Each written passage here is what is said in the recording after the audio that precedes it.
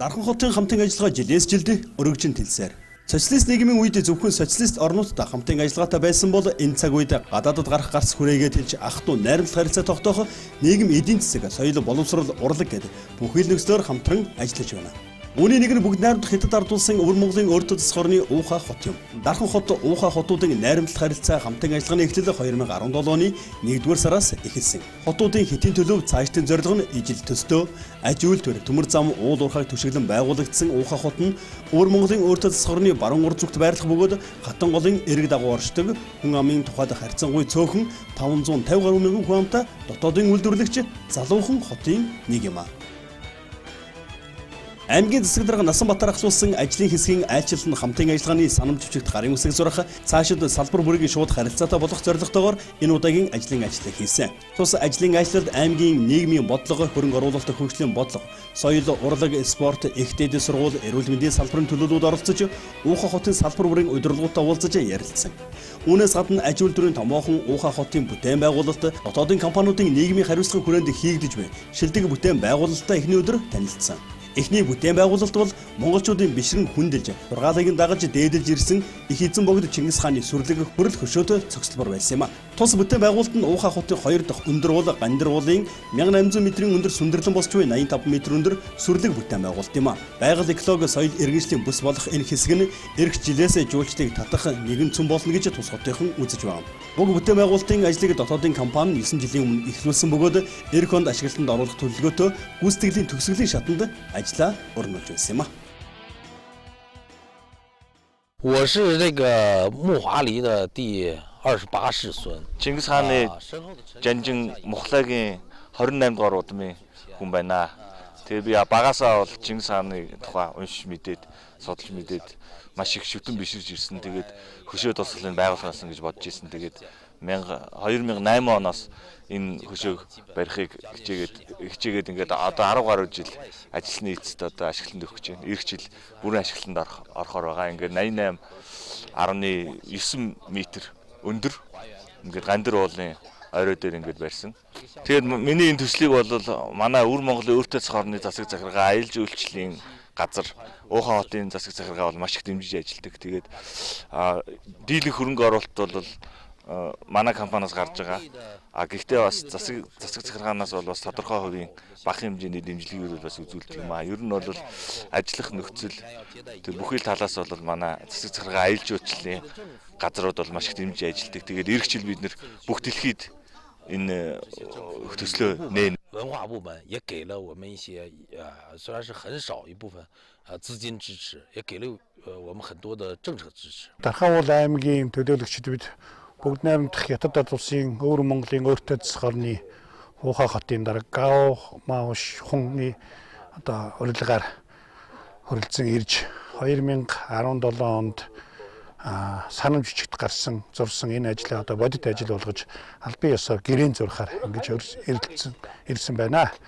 Тэгэхээр энэ их хотын 1976 онд байгуулагдсан 500 гаруй мянган хүнтэй орчин үеийн шийдэл бүхий энэ хот энэ говийн цөлийн бүсэд хэрхэн яаж хөгжиж болдгийм бэ гэсэн энэ дуршлагыг бид одоо 2 дахь удаага ирж судалж байна. Энэ хотын ногоон байгууламжийг бий болгохын тулд Израиль улсын одоо дуршлагыг авчирч нутагшуулж энэ хотоо ногоон байгууламжтай болгосон орчин үеийн барилга архитектурын шийдэл бүхий уран барилгуудыг одоо зөв төлөвлөлтөөр хотынхаа одоо хөнгө үзэмжийг тэлж чадсан. За мөн хиймэл нууруудыг бий болгосон.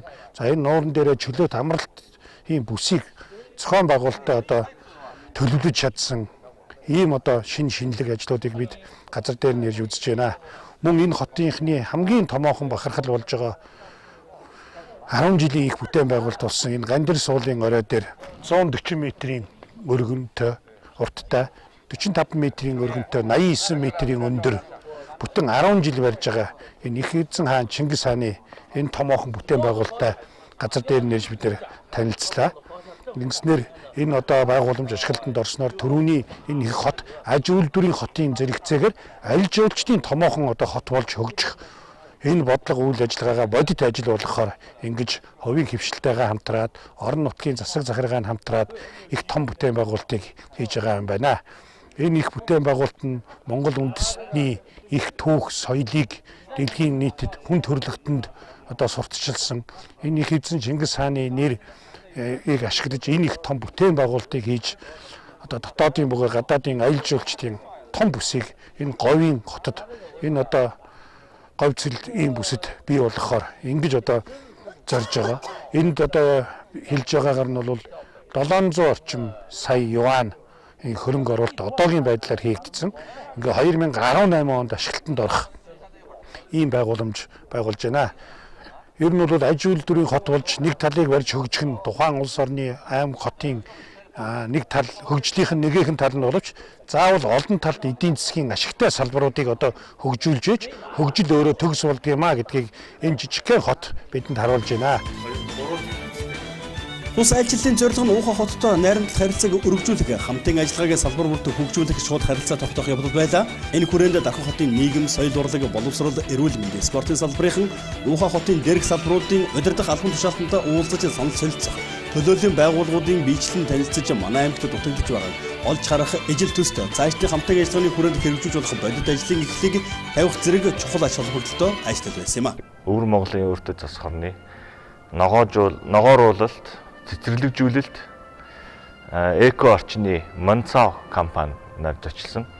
ØМӨЗО компани бол өөртөө засах орны хэмжээнд үйл ажиллагаа явуулдаг. Говь хээрийн болон цөлийн бүсний ургамлжуулах, таримлжуулах талаар бол бүх хятадд нэгдүгээр бичигддэг ийм алдартай компани байгаа. Энэ компани Алшаагийн говийн ургамлын судалгааны хүрээлэнгээр зочилсон.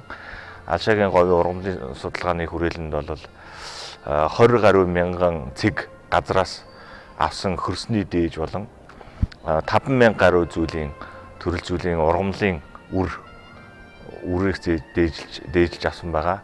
Үүгээрээ бол одоо тэдгээр ургамлыг судлаад орчин нөхцөлийг нь бүрдүүлээд ингээд таримлжуулах ажлыг хийж гүйцэтгсэн.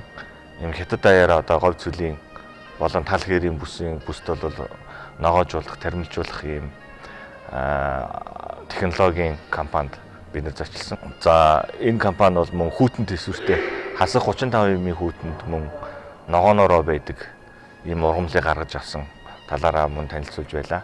За энэ ØМӨЗО компани бол цаашдаа манай Дархан аймагтай хамтран ажиллах ийм төлөвтэй байгаа. Мөн манай Дархан аймгийн цайхун сургуультай бол бас гүн зузаан хамтын ажиллагаа тогтоохоор ингээд шийдвэрлсэн байнамаа. Эрүүл мэндийн салбарын тухайд төрөх эмнэлэг, уламжлалт эмнэлэг анагаахын сургуулийн үйл ажиллагаатай танилцсан.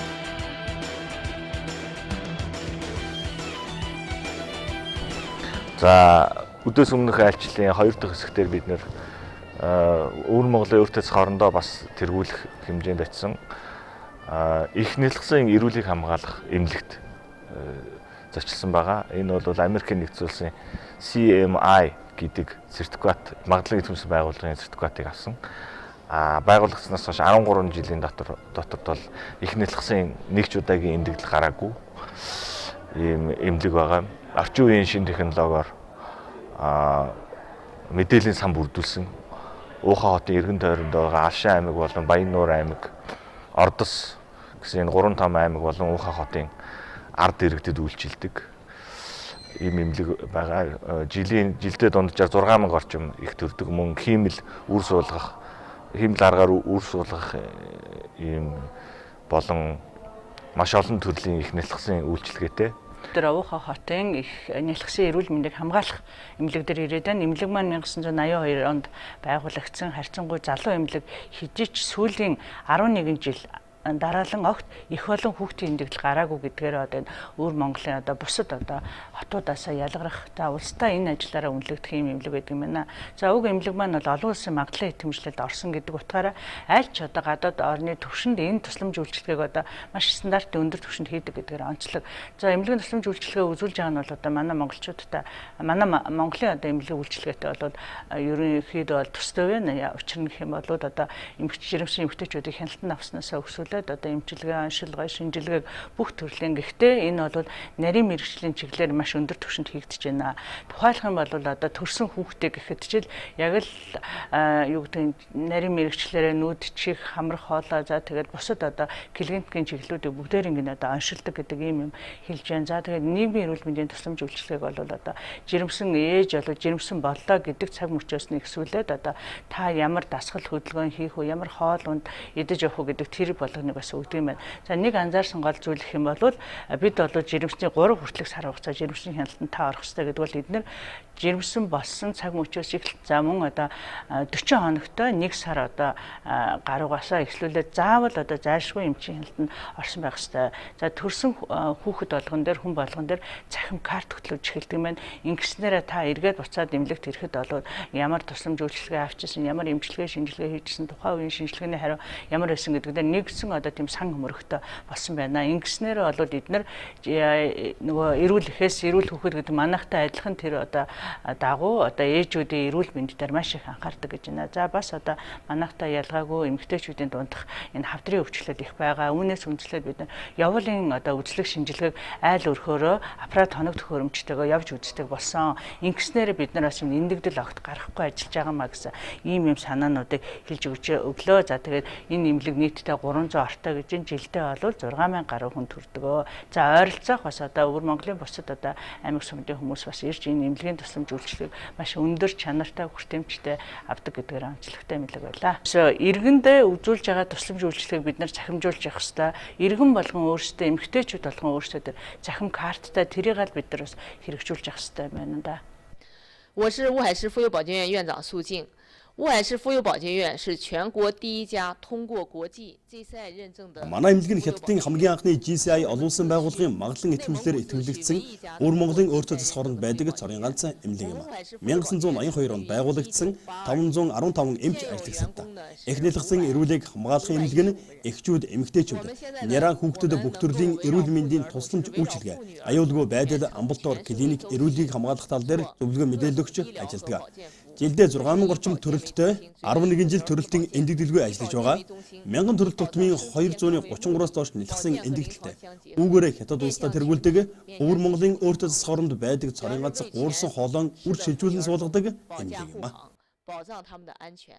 За энэ эмнэлгийн дараа бол Монгол хятад уламжлалт эмнэлгээр орсон байгаа. Уламжлалт эмнэлэг дээр бол Монгол болон хятад уламжлалт эмнэлгийн эмч нартай 500 гаруй ажилтан ажиллах хэвээр том эмнэлэг байсан.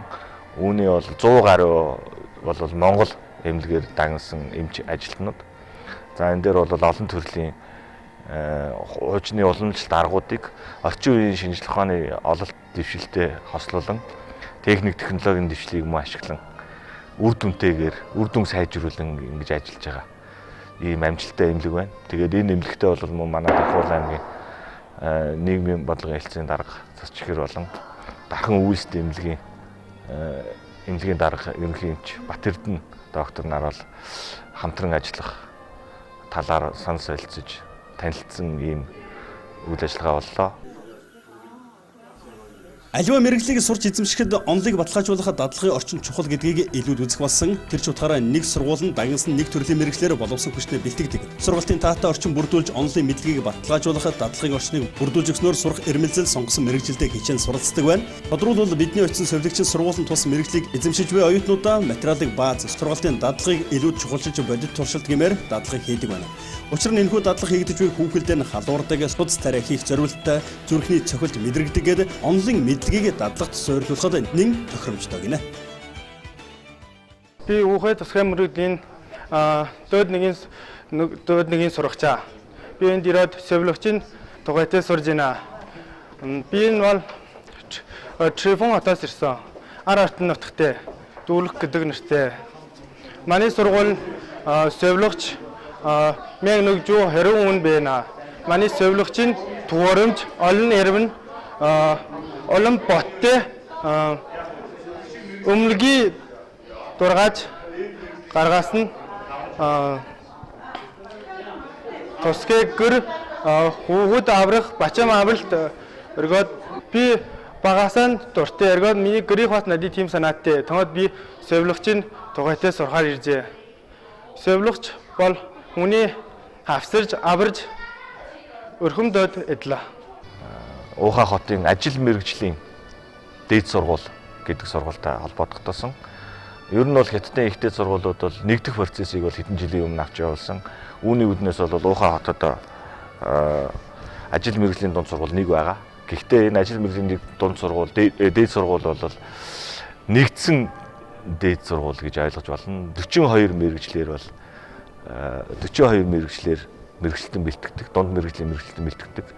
За Өвөр Монголын их сургууль болон Өвөр Монголын анагаахын их сургуультай хамтарч бакалаврын түвшний бас мэргэжилтнүүдийг бэлтгэдэг ийм дээд сургуулиар орсон. Энэ дээд сургуулийн зөвхөн нэг салбар болох соёлогчийн сургуулиар бид нар орлоо. Соёлогчийн сургууль бол одоо дадлагын бааз болол үнэхээр сайтай харагдсан. Тэнд бол яг хүний одоо өвчтөе хүний загварыг дүүрэлгэж хийсэн ханиалгадаг, өвчтөе хүн шиг зүрхэн цохилдог. За яаралтай үед арга хэмжээнүүдийг авахар эргээгээд идэгдэг, биеийн байдалд эрддэг, буруу хийвэл биеийн байдал мууддаг тийм яг модельийг хийсэн, олноор нь хийсэн. Тэгээд оюутны сурагчид бол тэр модельүүд дээр яг амьд хүний өвчтөе хүн дээр хийж байгаа юм шиг тийм дадлагыг хийсэн юм, дадлагын баазтай байсан. За мөн нөхөн сэргээх чиглэлийн цаа өвчин болон тархины цус харах тэр өвчний үед, за мөн үе мөчний өвчний үеийн одоо нөхөн сэргээх чиглэлээр бол мэргэжилтэн бэлтгэдэг ийм сувилгын сургуулиар орсон. За цаашдаа энэ сургуультай бол мөн нийгмийн бодлогын цэцэн цац чихэр болон их дээд сургуулийн консорциумын гишүүн Өмнөгийн ухааны их сургуулийн дархан салбарын захирал сувдаа дархан үеийн эмнэлгийн эмч Бат Эрдэнэ нар болон мөн хамтарч ажиллахаар харилцан тохиролцож ярилцсан. Мөн энэ бол Дархан Улаан аймгийн анагаах ухааны сургууль бол бас энэ чиглэлээр хамтарч ажиллахад бол бас амжилттай байж болохоор ийм төлөв харагдчихсан. Энэ ажил мэргэжлийн дунд сургууль бол 42 мэргэжлэр гэж би түрүүнд өртсөн. Зөвхөн сувилахаас гадна эдийн засгийн чиглэл, банк, бизнесийн удирдлага, уулуурхаан чиглэлээр нүүрсний боловсруулалт гэх зэргээр маш олон төрөл зүйлийн 42 зүйлээр бол 42 мэргэжлэр оюутан бэлтгэдэг ийм томоохон сургууль юм. За энэ сургуультай бол манай мэргэжлийн сургалт үйлдвэрлэлийн төв Дархан өргөө политехникийн коллеж гэдэг ч юм уу адил төстэй дээд сургуулиуд бол хамтран ажиллахад бол бас харилцан өгөөчтэй ийм харилцааны шин чиглэл нэгдлээ гэж би хувьдаа бас бодож байна.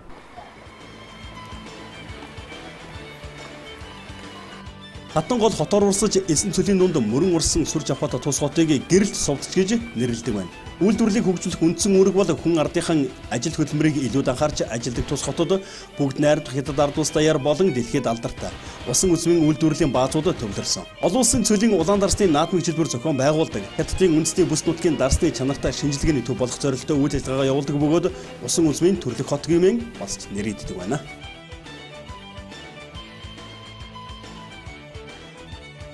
Түүнчлэн соёл урлагаа хөгжүүлэх үйлсэд бүх нийтээр хүчин зүтгэж өөрсдийн сонирхолтой салбартаа мэргэшгийг хичээн ажилладаг. Үүний нэгэн илэрлэл нь үндэсний бичиг соёлоо босоо бичгийг дэлгэрүүлэх үйлсэд уран бичлэгийн гишүүд, уран бичлэгийн төрлийг сонирхдаг иргэд олон байдаг.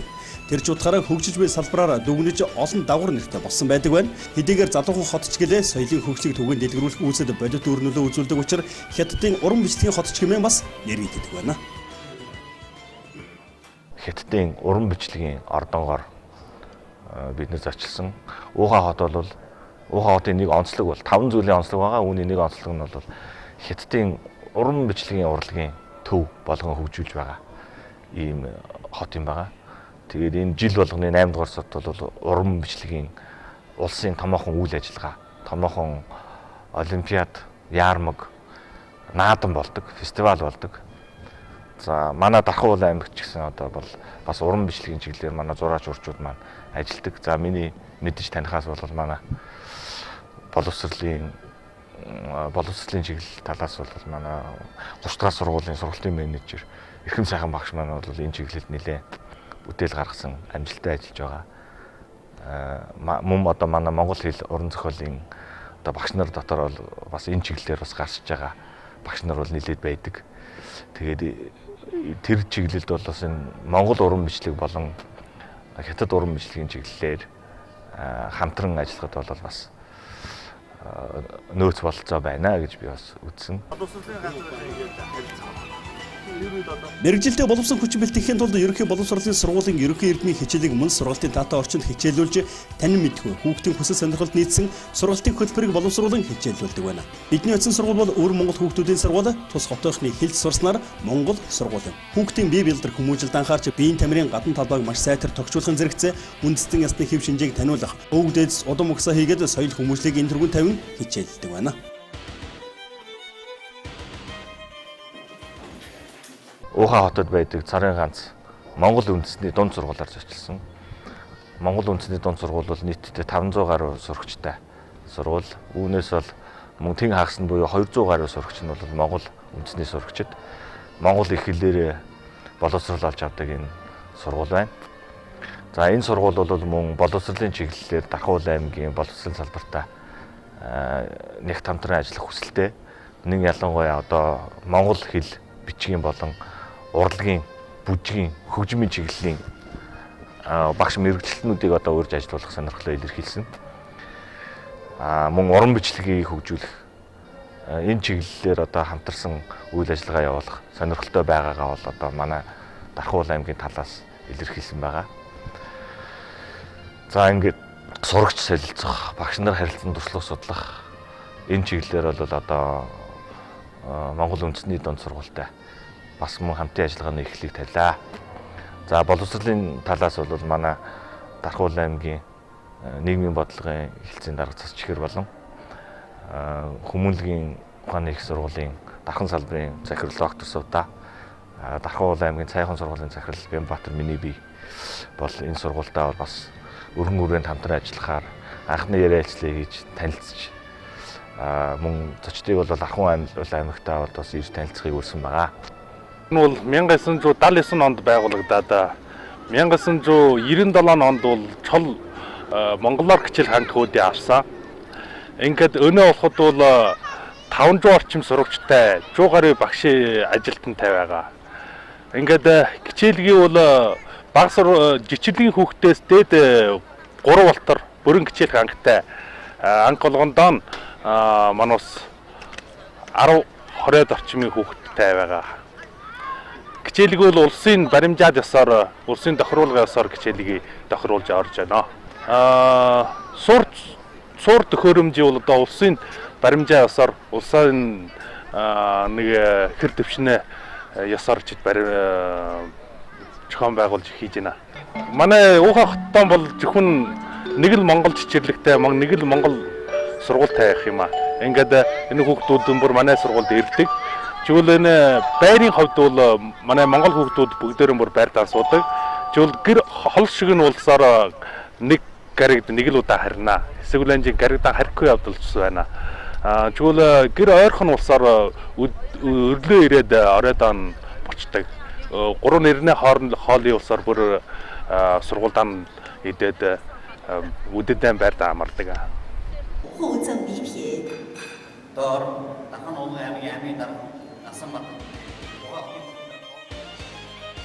Энэ удаагийн ажлын бас нэгэн зорилго нь соёл урлагаараа хамтын ажиллагааг бэхжүүлэх явдал байлаа. Аливаа улс орны хөгжлийг соёл урлаг түүхтэн хамтдаган авч үздэг. Тиймдээ ч Дархан хотын залуучууд театрын дарга боловсрох Ухай хотын соёл урлагийг хариуцсан даргатай уулзаж санал солилцохын зэрэгцээ шууд харилцаа тогтоохоо хамтын ажиллагааг өргөжүүлэх санал жижигтэй мөн гар үсэг зурсан.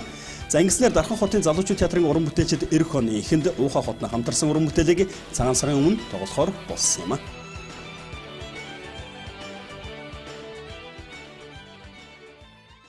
За тэгэхээр Насанбатар гаргал усан Дархуул аймгийн одоо баг маань өвөр Монголын өр тос хорны Ухай хотын айлчлал үргэлжилж байна. Энэ хугацаанд бол манай соёл урлагийн чиглэлээр хамтран ажиллах тохиролцоонд хүрсэн. Энэ маань бол одоо манай Дархуул аймгийн залуучууд театрын уран бүтээлчд нийтдээ 57 оны бүрэлдэхүүнтэйгээр өвөр Монголын болон одоо Монголын сар шинийн баярын өмнөхөн Ухай хотын одоо 1200 оны судалтай театрт өөрийн уран бүтээлийг төлөвлөх юм соёлын хамт ажиллагааны эхний одоо гэрээнд гар үсэг зурж энэхүү ажиллагаа амжилттай хэрэгжиж байгаад бол баярлж байна. Хотын коммунист намын Ухай хотын намын хорооны ерөнхий нарийн бичгийн дарга. За манайхаа Ухай хотын намын дарга гэсэн. Шивэнжүн байвал хүлээж авч уулзсан. Аймгийн засаг даргатай уулзалт хийсэн. За энэ уулзалтаар бол мөн намын удирдлагын зүгээс хоёр хотын хоёр газрын харилцан найрсаг хамтын ажиллагааг бол үнэхээр дэмжиж байгаагаа илэрхийлж цаашдын хөгжлийн төлөвийн талаар бол ярилцсан. Салбарын хүрээнд бол өргөн хүрээтэй ажиллагаар болж байгаа. Нэг ялангуяа нийгмийн чиглэл дээр эрүүл мэнд, боловсрол, соёл, урлаг, спортын талаар бол түлхүү хамтарч ажиллая гэсэн чиглэлийг бол хоёр удирдлага ярилцсан.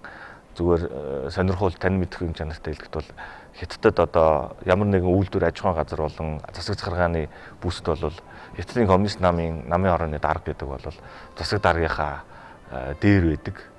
Эрх хэмжээ, эрх мэдэл болон хүчин чадал одоо зэрэгдэв засаг даргийнхаа дээр байдаг. Энэ намын улс төр үзэл суртал, хүний нөөцийн гадаад харилцаа гэсэн маш чухал зангилаа асуудлуудыг бол ерөнхий нарийн бичгийн дарга шийдэж идэг юм байгаа. Тэгээд ерөнхий нарийн бичгийн дарга шир даргатай хийсэн уулзалт бол маш амжилттай болж өндөрлсөн. Цаашдын одоогийн харилцан хамтын ажиллагааны байдал болон цаашдын хөгжлийн хэтийн төлөвийг бол хоёр удирдлагын зүгээс маш сайн тодорхойлж гаргаж ярилцсан. Ийм ажил хэрэгч уур амьсгалтай үр дүнтэй юм уулзалт болсон.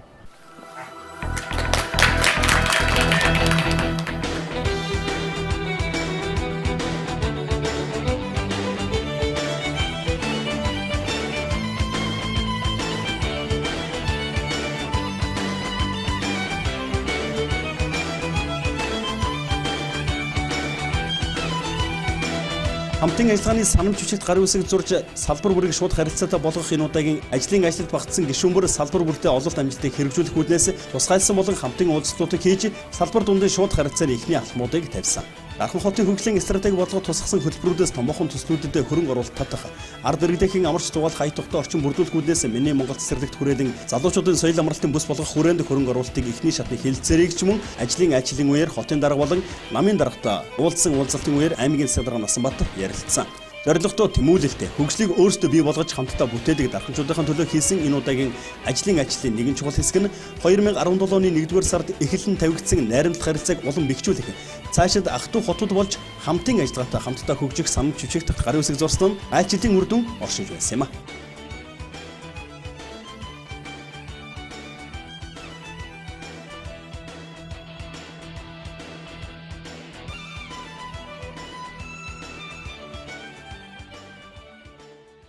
Дархан хот бүгдээр татарсан өвөр Монголын өөртөө санаа Ухай хоттой харилцаа заслын санал бичгийг зурж маш олон хүрээнд нийгэм болон эдийн засгийн маш олон хүрээнд хамтарч ажиллахаар найрсаг харилцаа тогтоож байна. Үүний нэг салбар нь бол боловсролын салбар байгаа. Түүний дотор хамгийн ихний хамтын ажиллагааны эхлэл болгож манай Дархан аймгийн ерөнхий боловсролын цайхан сургуультай Ухай хотын Монцао ногоож уулуулж экологийн компани хамтран ажиллах гэрээ байгууллаа. Энэ гэрээний хүрээнд бол манай сургуулийн хятад хэлний сургалтын орчиг сайжруулахад дэмжлэг үзүүлэх. За мөн хоёр хотын найрамдлын бэлэгдэл болгож Дархан хотын цайхан сургууль дээр Ухай хотын нэрэмжит Монцао компани нэрэмжит танхимыг байгуулахаар шийдвэрлэлээ. Дархан аймгийн удирдлагууд болон Ухай хотын удирдлагуудын найрсаг харилцаа хамтын ажиллагааны энэ ажлын хүрээнд хамтын ажиллагааны хамгийн анхны гарааг одоо захирлын үед бол баяртай байна. 纳森省长这次率团来乌海进行考察，特别通过这1年的大家的交流，特别这次纳森省 аймгийн засаг дарга Насанбат тэргүүтээ төлөөлөгчд манай Ухай хотод айлчилж байгаад маш их баяртай байна. Хоёр хотын салбар бүрийн хамтын ажиллагааг хөгжүүлэхэд маш хурдтай ажиллаж байна. Ялангуяа соёл эрүүлийг хамгаалах чиглэлд тодорхой дүрм журмын хүрээнд хамтын ажиллагааг эрхэмжүүлэхэд анхаарч байна. Миний бие 9-р сард Дархан аймагт ажиллахдаа олон ихтэй сургууль, эмнэлэг, боловсролын салбаруудаар орсон. Гүн сэтгэл төрүүлсэн нэг зүйл бол Дархан аймгийн соёл эрүүлийг хамгаалах тал дээр маш амжилттай ажиллаж байгаа. Энэ тал дээр манай Ухай хотын зүгээс суралцах зүйл их байна. Ялангуяа Монгол эмнэлгийн төлөөллөг Дархан аймагт явуулж Монгол эмнэлгийн туршлага судлуулах. Тэр дундаа Дархан хотын эрүүл мэндийн салбартай хамтарч ажиллана. Ингэснээр Ухай хот дахь Монгол эмнэлгийн чанар хүртээмж үйлчлэгээний чанарыг сайжруулахад маш том түлхэж өгнө гэж найдаж байгаа. Мөн соёлын талаар холбогдох төлөөлөгчдийг Дархан аймагт ажиллаж туршлага судлуулах, соёлын хамтан ажиллагааг өргөжүүлэх болно. Ялангуяа дуу бүжгийн чуулгыг Дархан аймагт явуулж туршлага судлуулах, дуу бүжгийн чуулгын ур чадварын төвшин сайжруулах шаардлагатай байгаа. Энэ тал дээр ч гэсэн хоёр хотын хамтан ажиллагаа илүү бэхжиж, хамтын уран бүтээл нэмэгдэнэ гэдэгт итгэлтэй байна. 来拓宽他们广泛交流，来提高两地的相关的这个水平。 За тэгэхээр 2017 оноос эхлээд 17 оны 1 сараас эхлээд Дархан аймаг Өвөр Монголын өөртөө засгарны Ухай хоттой ах トゥ угийн хот болох хэлэлцээрийн ажил эхэлсэн байгаа. Ингээд бид хоёр хотын эдийн засаг, нийгэм, соёлын өнөөгийн байдлыг газар дээр нь үзэж бодит үнэлт өгнөлт өгөхөөр хоёр удаа одоо харилцсан айлчлал хийсэн. Энэ одоо оны 9 дугаар сард Ухай хотын дарга Гошинхон өөрийн баг бүрэлдэхүүнтэйгээ ирж Дархан аймгийн нөхцөл байдалтай газар дээр нь танилцаж улмаар энэ ондоо багтааж бид өнөөдөр томоохон гэрээнд гарын үсэг зурлаа. Ингэж гэрээнд гарын үсэг зурснаар Дархан аймагтын эрүүл мэндийн салбар, боловсролын салбар, соёл урлагийн салбарын бол шууд харилцаатай болох. Улмаар 2 дугаар сард Дархан аймгийн залуучууд театрын одоо тоглолтыг бүрэн бүрэлдэхүүнээр нь Ухай хотод тоглуулах асуудлыг газар дээр нь шийдвэрлээ. Мөн түүнчлэн 2018 онд Ухай хотын эдийн засаг төсөв батлагдсан тохиолдолд бол Дархан аймгийн 14 дугаагийн нутаг дэвсгэр дээр одоо бидний санал болгож байгаа хамтын бүтээн байгуулалт болсон хүүхэд залуучуудын соёл амралтын хүрээлэнд тодорхой санхүүжилтийн их үүсвэрүүдийг одоо тавьж ингэж хамтарч ажиллахаар хотын даргатай тохирлоо. Цаашлаад хоёр хотууд хоорондоо аялал жуулчлалын салбарт илүү одоо түлхүү ажиллах, эрүүл мэндийн салбарт өшөө боломж хэлбэрээр өргөжүүлэх тал дээр шат шатны улсууд бол тохирлоо. Тухайлбал манай Дархан улс эмнэлгийн захирал маань уламжлалт эмнэлгийн талаар энтхийн эмнэлэгтэй, энтхийн эрдэмтэн судлаач нартай цаашид хамтран ажиллах, судалгааны ажлаа хамтарч хийх, мэрэгжилтэй боловсон хүчнээ сургах зэрэг асуудлуудыг аж ахуй нэгж байгууллагууд ингэж хоорондоо шууд гэрээ байгуулсан өнөөдрийн одоо уулзалтын, өнөөдрийн энэ удаагийн айлчлалын гол үр дүн болсон гэж үзэж байна.